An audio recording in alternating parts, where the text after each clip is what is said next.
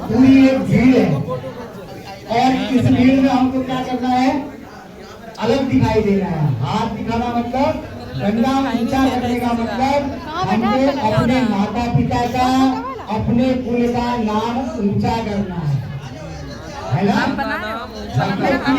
पिता के नाम से बेटा जाना है, बेटे के नाम से पिता जाना है।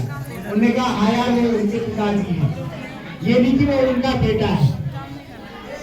अब वो कैसे होगा, जब हम अच्छे कर्म करेंगे तो उससे क्या होगा, उन्होंने कहा नहीं वो उनके पिताजी है, तो बेटा अपने कुल का, अपने घर का, अपने माता पिता का नाम हमेशा ऊंचा करना है, अच्छे कर्म करने हैं।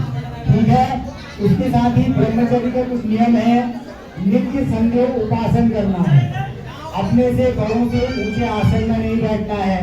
आज तक आपने नदी में, गंगा जी में जितना तैरना था तैर लिए, अब केवल 3 डुबकी मारनी है। इतनी केवल 3 डुबकी गंगा जी में मारनी है, तैरने का अधिकार नहीं है। मतलब गंगा के जल के साथ खेलना नहीं है, ठीक है। गंगा को मां मान करके केवल 3 डुबकियां उसमें लगानी है। इसके अलावा किसी का जूठा नहीं खाना, किसी की तिनके भर की चोरी नहीं करनी है और बुरी वस्तु में कभी नहीं पड़ना है, ठीक है।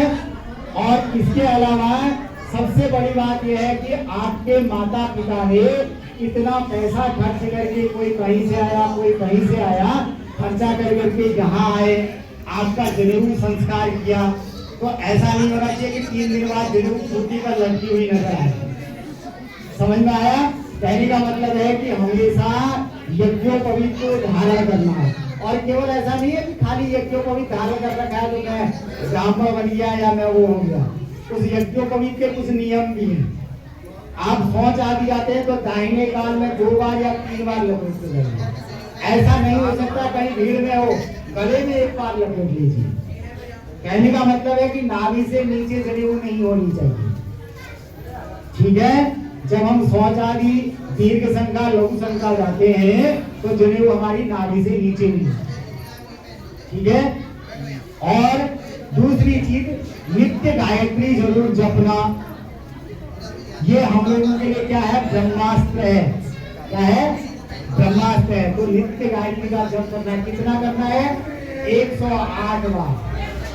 कभी परिस्थिति ऐसी आ जाती है कि हम कहीं सफर कर रहे हो, ट्रेन में बैठे हो, हमको स्नान करने का समय नहीं मिल रहा है, संध्या करने का समय नहीं मिल रहा है, तो उस परिस्थिति में क्या करना है, वहीं बैठ करके, जब तो सबके पास होता है, हाथ धो लिए, बैठ करके 28 बार मन ही मन में गायत्री का जप करेंगे। उससे क्या होगा, आपकी गायत्री कभी रुक नहीं, ठीक है। चलिए अब इनको झोली दे दीजिए, अभी भिक्षा मांगेंगे सब, ठीक है। अच्छा 1 मिनट, अभी झोली से पहले इनको जो है वो, इनके पिता लोग जो है ना, वो इनको गायत्री का मंत्र देंगे। अभी आपको जनेऊ तो हो गया आपका, लेकिन आपको अभी गुरु मंत्र नहीं है। अब गुरु मंत्र क्या है, जो यज्ञोपवीत संस्कार में जो गुरु के द्वारा किया गया है उसी को मंत्र का। अच्छा जो ब्राह्मण है उसके गुरु उसके स्वयं के पिता होते हैं, और जो क्षत्रिय है उनके गुरु ब्राह्मण होते हैं, ठीक है। तो यानी कि आप लोगों को अपने बच्चों के कान में गायत्री का मंत्र देना है, ठीक है। शंख बजा लेंगे उधर से और अपने अपने बच्चों के कान में जो है जो गायत्री का मंत्र सुना, और जोर से नहीं बोलना है। गायत्री का मंत्र दूसरे के, गायत्री मंत्र का नियम है कि होठ भी जब तक जपना हो। अभ्यास के लिए आप बोल सकते हैं। चलिए सभी अभिभावक अपने अपने बच्चों को गायत्री मंत्र का दान करेंगे।